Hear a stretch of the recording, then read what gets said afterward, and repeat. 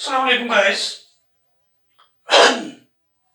तो आज मैं आपके सामने यहाँ पर मुखातिब हुआ हूँ जो आजकल यहाँ पर चल रही है, बीमारी चल रही है जिसको बोलते हैं कोविड-19 कोरोना वायरस डिजीज 2019।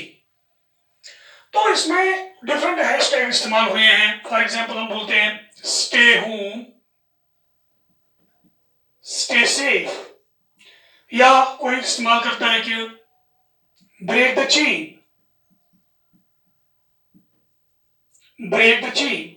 इसी तरह डिफरेंट और एक हैशटैग इस्तेमाल बार बार हो रहा है जिसको बोलते हैं फ्लैटन द कर्व। तो ये चीज ज्यादातर इस्तेमाल हो रही है यहाँ पर, फ्लैटन द कर्व। तो इसका मतलब क्या है? स्टे होम, स्टे सेफ, ये सारे लोग समझ सकते हैं। ब्रेक द चेन, ये आसान मसला है क्योंकि ये चेन बन जाती है अगर एक इंसान दूसरे इंसान के कांटेक्ट में आए तो। लेकिन ये फ्लैटन द कर्व जो यहाँ पर है, ये तो यहाँ पर समझने की जरूरत है। आमतौर ज्यादातर लोग इसको नहीं समझ सकते हैं क्योंकि इसका मैथमेटिकल बैकग्राउंड है, इसको मैथमेटिकली हम समझ सकते हैं। तो इसीलिए मैं आपके पास सामने आया हूँ कि मैं इस पर कुछ यहाँ पर डिस्कस कर सकूं, उस पर कुछ बातें आपको आपके साथ शेयर कर सकूं। तो फ्लैटन द कर्व, इसका मतलब क्या है? ठीक है, तो यहाँ पर आप देख लीजिए हमारे पास इस वक्त जो नंबर ऑफ पॉजिटिव केसेस ये हमारे पास आ रहे हैं, हमारे इंडिया में आ रहे हैं इस टाइम, या दुनिया भर में भी आ रहे हैं। तो वे किस हिसाब से आ रहे हैं ये हम यहां पर डिस्कस करेंगे। इसको मैथमेटिकली हम देख सकते हैं। फिर यहां पर मैथमेटिक्स में हमारे पास एक फंक्शन है f of x is equal to e power x, या rather we can say that f of x is equal to a power x। इसको बोलते हैं नेचुरल एक्सपोनेंशियल फंक्शन, या इसको बोलेंगे जनरल एक्सपोनेंशियल फंक्शन। तो ज्यादा इन पर मैं नहीं बोलूंगा, तो मैं सिंपली आपको बताऊं these are known as the exponential functions. तो यहां पर मेरे पास जो फंक्शन है f of x is equal to e power x, अगर हम इसका ग्राफ हम प्लॉट करेंगे तो ग्राफिकली ये क्या है, इसका ग्राफ कैसे आता है? तो तकरीबन इसका ग्राफ ऐसी इस हालत में आता है। This is the graph of f of x is equal to e power x। अगर मैं x पॉजिटिव लूंगा यहाँ पर तो ये ग्राफ यहाँ से यहाँ फर्स्ट क्वाड्रेंट में आएगा। तो फिलहाल आपके पास ग्राफ मौजूद है। लेकिन अगर ग्राफ ये कंपेयर करेंगे, जो हमारे सामने इस वक्त ग्राफ मौजूद है, यहाँ पर अगर हम मंथ लेंगे, यहाँ पर लेंगे नंबर ऑफ पॉजिटिव केसेस, ये हम लेंगे। तो मंथ कोई भी आप डिस्कस कीजिए, उसके डेज आप लेंगे। यहाँ पर फॉर एग्जांपल मैं मार्च से स्टार्ट करूंगा, अगर मैं लूंगा 1 मार्च, 3 मार्च, या 2 मार्च, 3 मार्च, 4 मार्च, ये ऐसे मैं लूंगा इस साइड में।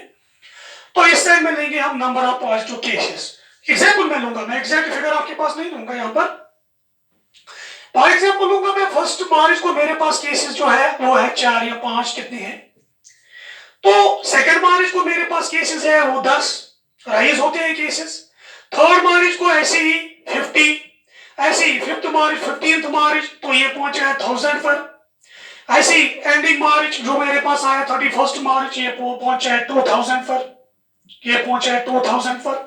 सो सिमिलरली अगर आप देख लीजिए अप्रैल में भी, तो यहां पर मैं लूंगा सपोज 15th अप्रैल या 16th अप्रैल में लूंगा, तो हमारे पास जो केसेस इस टाइम है जिस दुनिया भर में या इंडिया में है, तो तकरीबन 13,000 केसेस इस डेट पर हमारे पास है। तो जब भी ग्राफ प्लॉट करते हैं month, days versus number of cases, तो वो ग्राफ तो ऐसे ही 1 मार्च को 5 है, वो ग्राफ तो हमारा ऐसे ही बनता है, इसी शक्ल का बनता है जो मेरे पास ऑलरेडी ग्राफ था, ये वाला f of x is equal to a power x।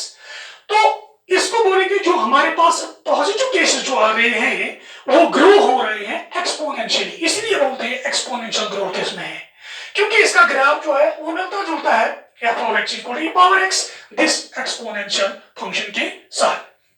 ठीक है, तो अब यहां पर टर्म इस्तेमाल होती है flatten the curve, flatten the curve. इस कर्व जो ये कर्व आपके पास है, ये जो ग्राफ है, बोल रहे हैं कि इसी ग्राफ को फ्लैट करो, इसी ग्राफ को इस एक्स एक्सिस जो हमारे पास है ये वाली हॉरिजॉन्टल लाइन, इसी के साथ ये फ्लैट होनी चाहिए। तो वो किस तरह फ्लैट हो जाएगी वो देख लीजिए आप। तो हमारे पास जो केसेस आ रहे हैं, फॉर एग्जांपल हम तो पहुंचे यहाँ पर 16 अप्रैल तक हम पहुंचे हैं, ये अप्रैल यहाँ पर है, तो मेरे पास जो केस है वो 13,000 के करीब है। तो अगर मेरे पास इस वक्त केसेस डिक्रीज शुरू हो जाएंगे, मेरे पास आ रहे हैं इस वक्त केसेस जो है 16 अप्रैल को वो 13,000 है, तो 7 ये डेज के हिसाब से आता है, तो 17 अप्रैल को मेरे पास अगर 500 केसेस आए हैं, तो इस वक्त हजारों में केसेस आ रहे हैं यहाँ पर, तो अगर 500 केस आए, 400 केसेस आए, तो करो नीचे की तरफ जाएगी, डिक्रीज हो जाएगी, ये नीचे की तरफ जाएगी। तो यहाँ पर देख लीजिए, इसे जब ये यहाँ पर टाइम बढ़ता जाएगा 17th 18th 19th 20th अप्रैल तो आगे जाएगा, तो एक टाइम ऐसा आएगा जब कोई भी केस नहीं आएगा, तो एक कर्व जो है ऑटोमेटिकली ये यहाँ पर किसके साथ, ये तो इस एक्स एक्सिस पर आएगी। तो फिर अगर उसके बाद उस टाइम के बाद 20 या 30 अप्रैल के बाद कोई केस नहीं आया है, तो इसका ग्राफ इस एक्स एक्सिस के साथ यहाँ पर जिसको इंसर्ट करेगा। So this means that yo curve जो ऊपर की तरफ बढ़ती जा रही थी, ये तो अब फ्लैट हो जाएगी, ये तो इसके साथ यहाँ पर इस कर्व के साथ दिस को इंसर्ट करेगा। सो इसीलिए एक्चुअली मैथमेटिकली इस फ्लैट ऑन द कर्व का मतलब क्या है, इसका मतलब है जो हमारे पास जो ज्यादा से ज्यादा केसेस बढ़ रहे हैं वो नहीं बढ़ने चाहिए, अगर वो नहीं बढ़ेंगे तो कर्व नीचे की तरफ जाएगी, और लास्ट में जब हमारे पास केसेस जीरो आएंगे, तो नए केसेस जीरो आएंगे, तो ये इसको इंसर्ट करेगी इस एक्स एक्सिस के साथ। सो इसीलिए आमतौर इस्तेमाल होता है flat in the curve. Flat in the curve का मतलब है कि हमारे पास नए केसेस नहीं आने चाहिए, हम सब लोगों को कोशिश करनी चाहिए, हमें घर में बैठना चाहिए, प्रिकॉशंस देनी चाहिए, तो इसीलिए ये कर्व, तब तो ये कर्व फ्लैट हो जाएगी। सो इसीलिए फ्लैट इन द कर्व का मतलब क्या है वो तो मैंने आपके पास यहाँ पर ग्राफ डिस्कस किया है। तो ये कर्व जो है ये एक्स एक्सिस के साथ फ्लैट करनी चाहिए, दैट मीन्स हमारे पास नंबर ऑफ पॉजिटिव केसेस जो है वो तो नहीं आने चाहिए। सो इसीलिए मैं आपको लास्ट में भी बताना चाहता हूं कि हमें कोशिश करनी चाहिए इस कर्व को फ्लैट करने की। सो फ्लैट इन द कर्व।